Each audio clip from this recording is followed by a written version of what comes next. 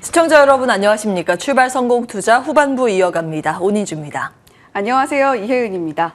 한 주를 마무리하는 금요일장을 맞이하고 있습니다.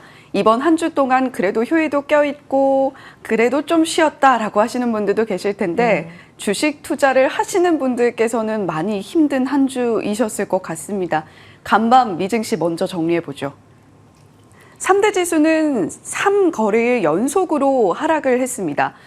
특히나 후반부 들어갈수록 낙폭을 점차 키워나가는 모습도 함께 볼 수가 있었는데요. 다우존스 지수, 나스닥 지수, S&P 500 지수 전 거래일보다는 그래도 낙폭 자체는 줄었지만 계속해서 낙폭을 키워나가고 있다는 점이 우려스러운 점으로 꼽히고 있습니다. 나스닥 같은 경우는 올 들어서 최장 부진한 모습을 보여주고 있는데 최장 부진뿐만이 아니라 최대 낙폭도 함께 기록을 하고 있습니다. 3일 연속으로 하락세를 보이고 있는 이 3대 지수 어디까지 떨어지게 될지 시장 투자자분들께서는 기술적 반등이라도 좀 나와줬으면 하는 바람을 갖고 계신 것 같아요. 채권에 대한 매도세도 다시금 높아지면서 장기물을 중심으로 국채금리가 또 한 번 상승했습니다. 10년물 국채 수익률은 4.33%까지 기록을 하는 모습을 보여줬고요. 8월 CPI 예상치도 나왔는데 3.8%로 7월의 CPI 저희가 얼마 전에 당잠사에서도 전해드렸는데 그보다도 훨씬 높은 수치를 기록하는 모습 살펴볼 수가 있었습니다.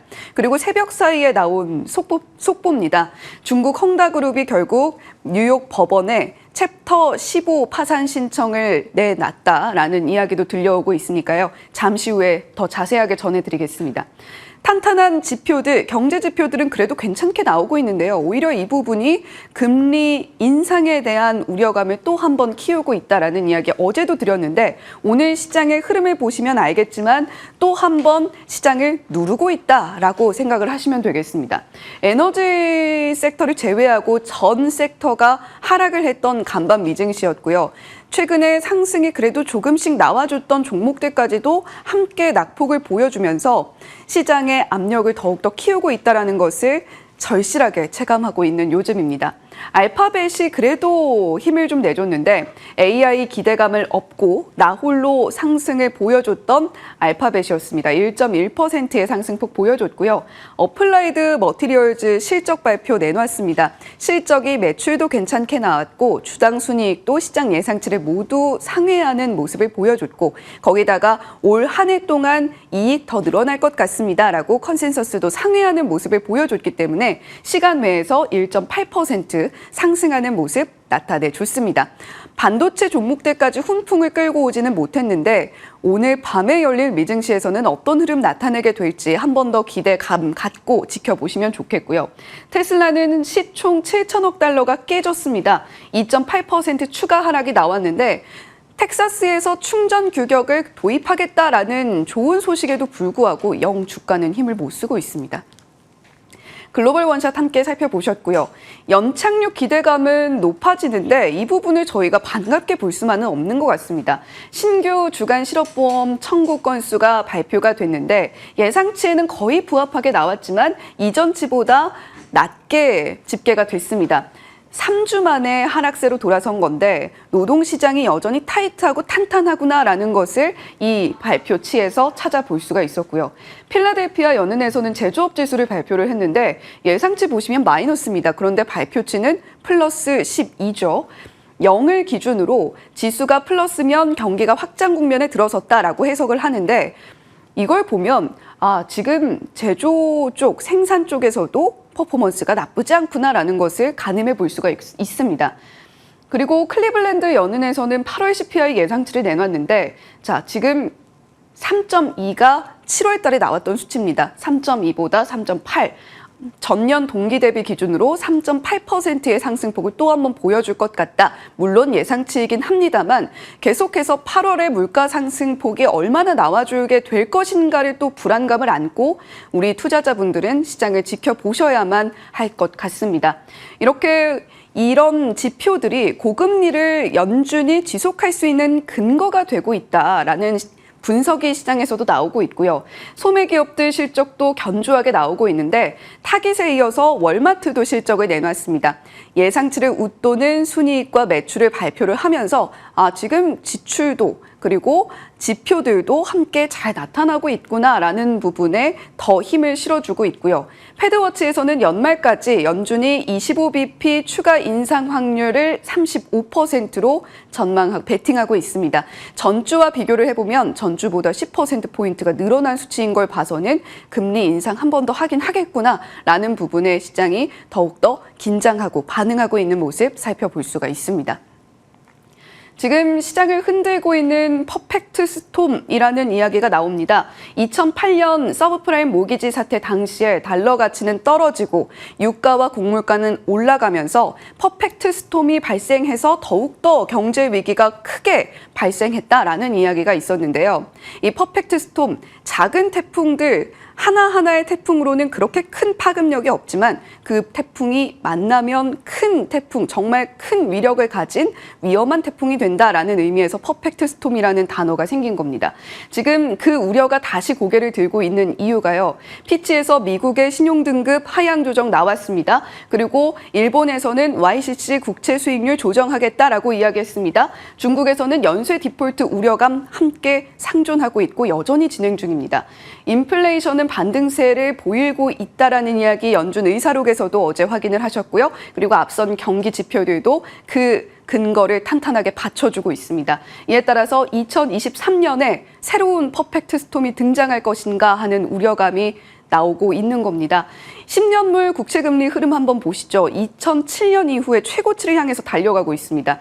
이번에는 4.33%까지 찍어내는 모습을 보여줬는데 30년물 장기 국채금리 수익률도 4.42%까지 치솟는 모습 간밤에 보여줬고요.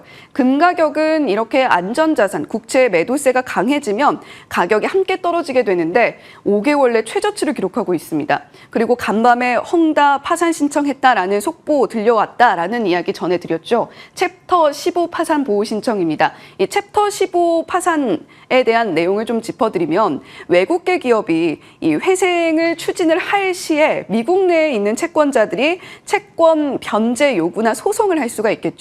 이 부분에 대해서 보호를 해달라라고 내놓은 겁니다. 물론 헝다그룹의 위기는 어제 오늘 일은 아니기 때문에 시장에서 받는 충격이 아주 오래 갈 것이다. 이런 이야기는 좀 낮게 전망이 되고 있습니다만 그럼에도 불구하고 단기 충격은 좀 불가피해 보이니까요. 이 부분은 반드시 좀 체크를 하셔야 되겠습니다.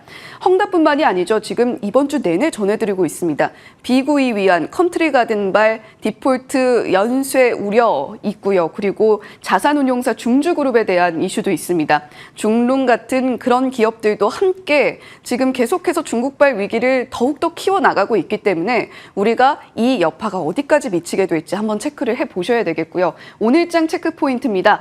전일 중국에서 인민은행발로 경기 부양책 확대를 하겠다라는 확고한 의지를 내놨습니다. 이에 따라서 중국 증시도 그래도 힘을 내주면서 마무리를 했는데 이 헝다의 파산 신청이 또 어떤 영향을 미치게 될지 오늘 우리 증시 개장 이후에 열릴 중국 증시 흐름 오늘은 반드시 체크해 보셔야 되겠고요. 환율도 보셔야 되겠습니다. 자, 지금 일주일치 물론 아직 금요일 시장이 남아 있습니다만 일주일치 S&P 500 지수의 흐름입니다. 초록 색깔 상승하는 종목들이 정말 드문드문 눈에 띄죠. 엔비디아가 2.25%, 그나마 좀 헬스케어 쪽에서 선방을 하고 있습니다만 빅테크주들도 살아남지 못하는 모습을 보여주고 있습니다. 상세하게 어제 오늘 흐름 매그니피센트 7 종목들로 체크를 해보죠. 애플 2거래일 연속 하락세 이어갑니다. 마이크로소프트 마찬가지고요. 구글만이 오늘 다시 힘을 조금 내줬습니다. 엔비디아, 아마존, 메타, 테슬라 할 것 없이 모두 낙폭을 보여주고 있는데 그 충격은 메타와 테슬라가 조금 더 크게 받고 있네요. 애플은 아이폰 15 시리즈의 판매 부진에 대한 우려가 계속해서 언론사를 통해서 나오고 있습니다. 아무래도 애플이 발표한 실적치에서 제품들의 판매치가 좀 줄어들고 있다는 부분이 확인이 됐기 때문에 아이폰 15 시리즈 신작에 대한 우려감도 상존을 하고 있는 거고요. 테슬라는 앞서서 시총 7천억 달러가 깨졌다라는 말씀을 드렸고 어제 당잠사에서는 최고치 대비 30%가량 주가가 빠졌다라는 이야기도 함께 전해드렸습니다. 지금 좋은 소식에도 불구하고 영 힘을 쓰지 못하고 있는 테슬라의 모습 확인하고 계시고요.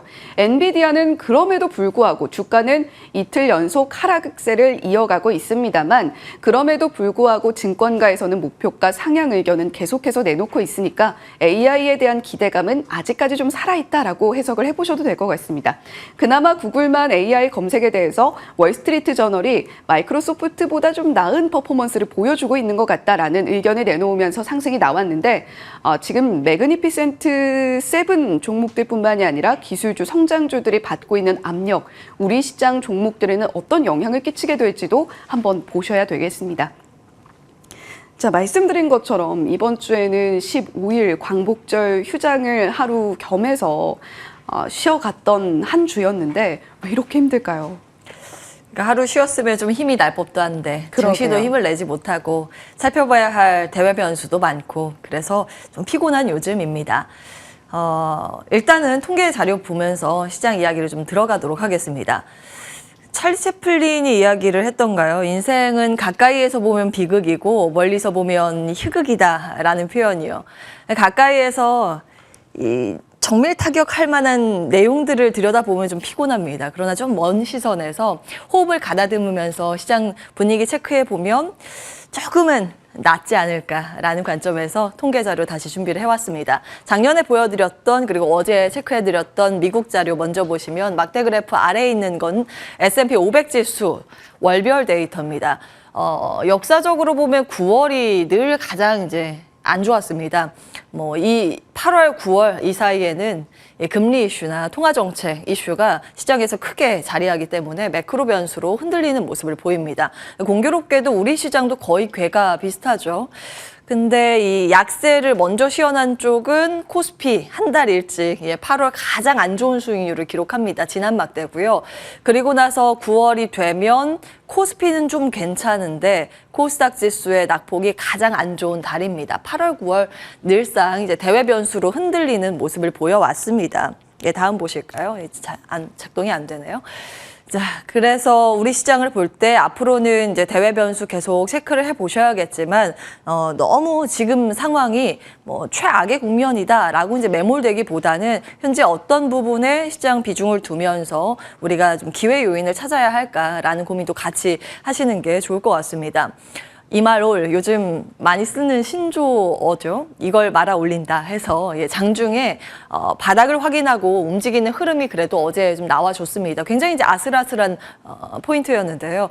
코스피 같은 경우에는 200일 이동평균선 근처에 갔다가 이제 지지력을 회복하고 상방을 돌려내는 모습이었고요. 코스닥 지수 기준으로 봤을 때는 120일 이동평균선 지켜내면서 위쪽으로 방향 틀면서 플러스 마감에 성공을 했습니다.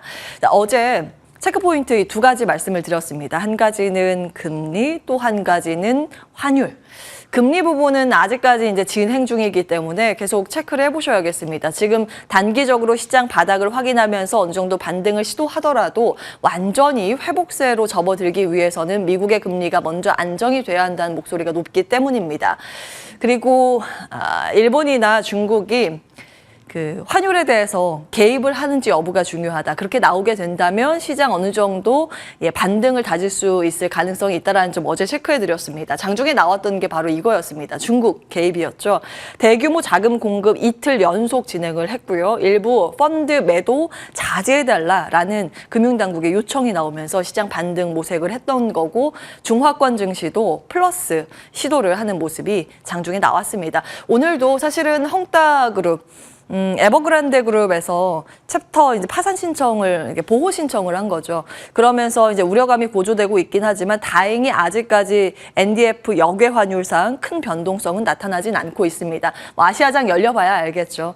흐름들 계속 좀 체크는 해보셔야겠습니다. 지수를 끌고 갔던 테마 섹터로 보자면 배터리와 HBM, 반도체 일부 종목이 힘이 컸습니다.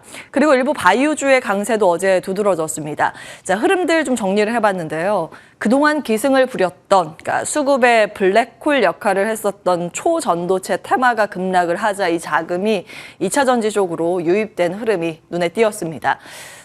그동안 지속적으로 말씀드렸습니다. 산업적으로 초전도체라는 것은 굉장히 중요한 이슈이기 때문에 우리가 뉴스 체크는 해야겠지만 국내에서 연관돼 있는 기업들이라고 한다면 실체가 있는가를 판명하기 지금은 굉장히 어렵다는 점 체크를 해드렸죠. 실제로 많은 기업 쪽에서 우리 초전도체와 관계없다라고 선을 긋고 있는 상황인데도 급등을 보이기도 했고 최대 주주는 매도를 좀 이어가고 있다는 점도 지속적으로 방송에서 체크를 해드렸습니다. 그래서 언제든지 급락이 연출될 가능성 주의를 하셔야 합니다. 말씀을 드렸던 건데요.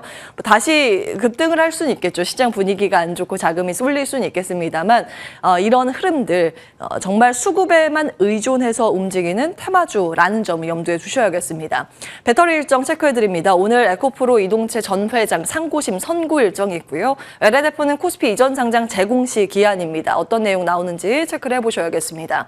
반도체는 아무래도 엔비디아의 힘이 큽니다. 엔비디아 실적 발표 다음 주에 앞두고 있다 보니 실적 그래도 잘 나올 거야. 중국에서도 수요 확대하고 있는 상황이고 중국 외에 다른 빅테크 기업들도 지금 없어서 못 구하는 정도 GPU가 불티나게 팔리고 있다라는 그런 기대감인데요. 그 전까지는 일단 HBM 관련 기업들의 기대감 살아있다라는 분석 속에서 관련 테마주들 강세 흐름을 보였습니다.